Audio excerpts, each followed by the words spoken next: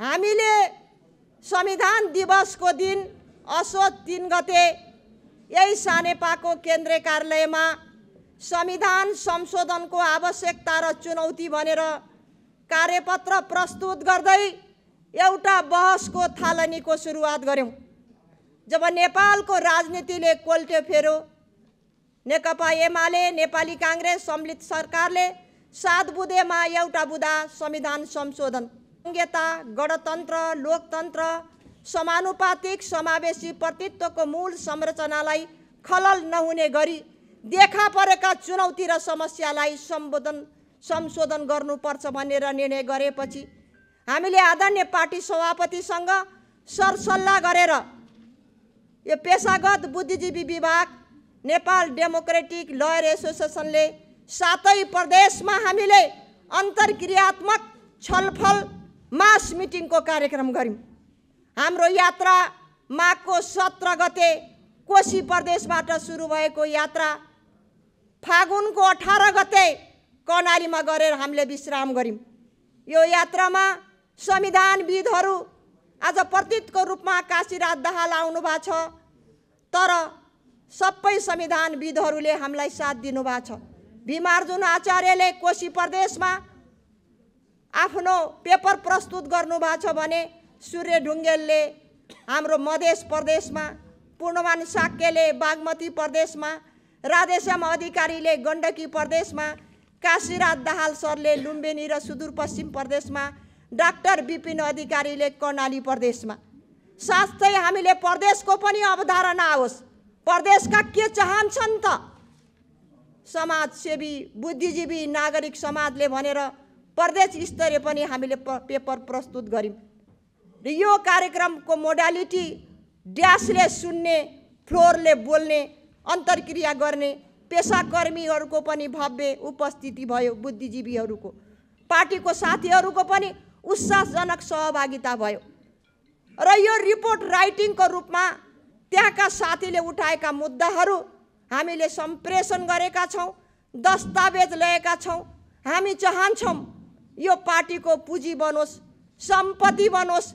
आगामी दिनमा नेपाली कांग्रेसले संविधान संशोधनको आवश्यकतालाई अगाडि लैदै गर्दा, कार्यदल गठन गर्दै गर्दा यी बुँदाहरू प्राथमिकताका आधार बनुन् भनेर हामी पेशागत बुद्धिजीवी विभाग र नेपाल डेमोक्रेटिक लयर एसोसिएसनको चाहना हो।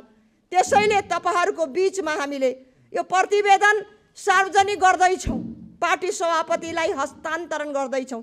तर हस्तान्तरण गर्दै गर्दा धेरै साथीहरूले धेरै जिज्ञासाहरू प्रकट गर्नको लागि हामीले 2 दिन अगाडि मात्रै सम्पूर्ण पेशाकर्मी र भातृ संस्थालाई बोलाएर प्रदेशबाट त जिज्ञासा आयो, तपाईको पनि केही जिज्ञासा छुट्छ कि भनेर एउटा अन्तर्क्रिया कार्यक्रम गरेर सानेपा हाम्रो घर, हाम्रो भावना, राष्ट्रियता र लोकतन्त्रको मुटुको केन्द्रभित्र आदरणीय व्यक्तित्व समादरणीय शेरबहादुर देउपाको अगाडि आजका हाम्रा बुँदाहरू सार्वजनिक गर्न पाउँदा हामी खुसी छौं, हामी हर्षित छौं, हामी गौरवान्वित छौं।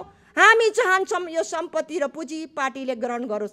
त्यसैले धेरै कुरा नराखेर त्यहाँ उठेका मुख्य बुँदाहरूलाई मात्रै म हाइलाइट गर्न चाहन्छु र तपाईहरुले उठाएका थुप्रै कुराहरू हाम्रो प्रतिवेदनमा छन्, रिपोर्ट पनि छ। तपाईहरुले चाहिँ हाम्रा विज्ञहरूले प्रस्तुत गरेको कार्यपत्र पनि यो चाहिँ हाम्रो रिपोर्ट राइटिङमा आइसकेका कुरा जानकारी गराउँदै त्यहाँका मुख्य बुँदाहरूलाई हाइलाइट गर्ने, प्रस्तुत गर्ने अनुमति चाहन्छु। सबभन्दा पहिला प्रस्तावनामा, संविधानको प्रस्तावनामा लेखेका शब्द तथा भाषा व्यक्ति र समूहलाई अपमान पुग्ने भएको कारण त्यसमा परिमार्जन हुनुपर्छ भन्ने कुरा यो रिपोर्टमा आएको छ।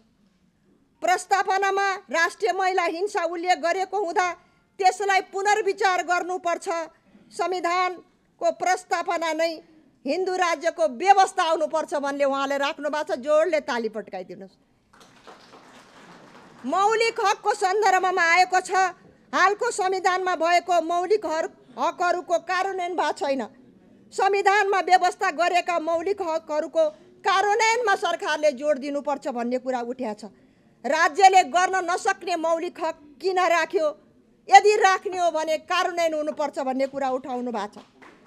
संविधानमा भएका व्यवस्थाहरू अक्षरशः कार्यान्वयन भएमा संविधान संशोधनको आवश्यकता छैन, तर त्यो भइरहेको छैन। मौलिक हकको व्यवस्थामा खेलकुद पर्यटन प्रबन्धनको व्यवस्था थप्नुपर्ने भनेर राख्नु भएको छ। कृषि उत्पादन र शिक्षामा व्यावसायीकरणको कुरा उठाउनु भएको छ। सबै नागरिकहरूले निःशुल्क शिक्षा प्राप्त गर्ने व्यवस्था होस् भन्ने उठाउनु भएको छ।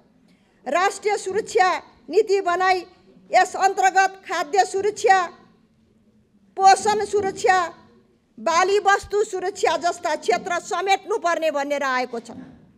धर्म सम्बन्धी धर्म निरपेक्षतालाई लेख्यौँ, यो चाहिँ धेरै चाँडो भयो। धार्मिक स्वतन्त्रता आउनुपर्छ कि भनेर 7 प्रदेशमा चाहिँ कुरा उठाउनु भएको छ। संहिताको सन्दर्भमा प्रशासनिक खर्च धेरै भएकाले खर्च कटौती गर्ने गरी संशोधन हुनुपर्ने भन्ने कुरा आएको छ। 3 तहका सरकारबीच समन्वय गरेर जुन साझा अधिकार छ, एकल अधिकार छ, त्यो अधिकारको कार्यान्वयन हुनुपर्छ भन्ने कुरा उठेको छ। यसै गरी आरक्षणको सन्दर्भमा आरक्षण सम्बन्धी व्यवस्था कुन कुन क्षेत्रमा राख्ने सो विषय संविधानमा स्पष्ट हुनु पर्यो भन्ने कुरा उठेको छ। महिला सहभागिताको सन्दर्भमा राज्यको हरेक निकायमा महिलाको सहभागिता 50% हुनु पर्यो भन्ने कुरा उठेको छ। आरक्षण कति समयसम्म लाने हो सोको निर्धारण गर्नु पर्यो। एउटै व्यक्तिले आरक्षण हुँदैन भन्ने कुरा जोडले उठाउनु भएको छ। राज्यको कार्यकारी पदमा महिलाको प्रतिनिधित्व सुनिश्चित हुनुपर्छ भन्ने कुरा उठाउनु भएको छ। स्थानीय निकायको प्रमुख पदमा महिलाको प्रतिनिधित्व सुनिश्चितै गरौँ, आलो पालो होइन भन्ने कुरा उठाउनु भएको छ। र चाहिँ स्थानीय तहमा मात्रै महिलाको समानुपातिक सहभागिता भएको छ। सबै तह र निकायमा महिलाको सहभागिता सुनिश्चित गर्नुपर्छ राज्यको हरेक निकायमा भन्ने कुरा उठाउनु भएको छ। नागरिकताको सन्दर्भमा आमाको नामबाट नागरिकता दिनुपर्छ, कार्यान्वयनै भएको छैन यो भन्ने कुरा पनि उठाउनु भएको छ।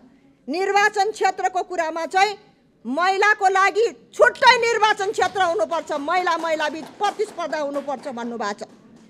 भूगोललाई पनि आधार बनाएर निर्वाचन क्षेत्र निर्धारण गर्नुपर्छ।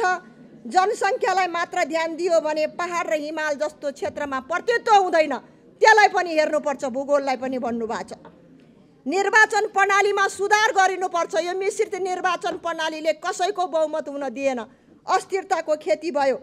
त्यसैले राष्ट्रिय सभामा पनि दलित र महिलालाई 33% सहभागिता गर्दा आलो पालो प्रणाली लागू गर्नुपर्छ भन्ने कुरा उठाउनु भएको छ। निर्वाचन क्षेत्र र स्थानीय तहको सङ्ख्या घटाउनु पर्यो भन्ने कुरा उठाउनु भएको छ। प्रतिनिधि सभा पूर्ण प्रत्यक्ष रूपमा निर्वाचन हुने व्यवस्था गर्ने साथै राष्ट्रिय पार्टीको सङ्ख्या घटाउनु पर्ने, थ्रेसहोल्ड वृद्धि गर्नुपर्ने भन्ने कुरा पनि उठाउनु भएको छ। आयोग सम्बन्धी सन्दर्भमा कुरा उठ्या छ। श्रम आयोगको व्यवस्था संविधानमा गरिनुपर्छ, जोडले ताली पड्काइदिनुहोस्, यो उहाँले उठाउनु भएको छ। संविधानको धारा 42 मा भएका 8 समूहमा श्रमिक समूह थपेर 9 बनाउने भन्ने कुरा उठाउनु भएको छ।